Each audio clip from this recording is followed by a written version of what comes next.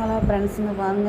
Case தட்டுப்பாடு காரணமாக இன்றைக்கி வெளியில் வச்சு தான் இன்றைக்கி மண்சட்டி வச்சு மீன் குழம்பு வைக்கும் பார்த்துங்க. விரவு அடுப்பில் சாலை மீன் குழம்பு. இதுக்கு மாங்காய், முருங்கைக்காய், தக்காளி, பச்சை மிளகாய் எல்லாம் வெட்டி போட்டு வெளியில் வச்சு நாங்கள் மண்சட்டியில் விரவு அடுப்பில் வச்சுருக்கோம் பார்த்துங்க. பழைய காலத்துலலாம் இப்படி தான் மண்சட்டியில் தான் வச்சு மீன் குழம்பு வைப்பாங்க. விரவு அடுப்பு வச்சு கேஸ்லாம் அவ்வளோவா கிடைக்காது.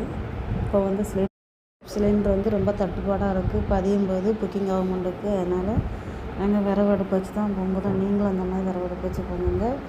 ஏரலைக்கிழங்கு வாங்கி அதையும் வச்சு மீன் போட்டு அதையும் ஊற்றி ஏரலைக்கிழங்கு மீன் போட்டு வச்சு சாப்பிட்டா சூப்பராக இருக்கும் பார்த்துங்க. இந்த மாதிரி நாங்கள் விரவு அடுப்பு வச்சு வச்சுருக்கோம். நீங்களும் இந்த மாதிரி பண்ணுங்கள். கேஸு மிச்சமாகும்.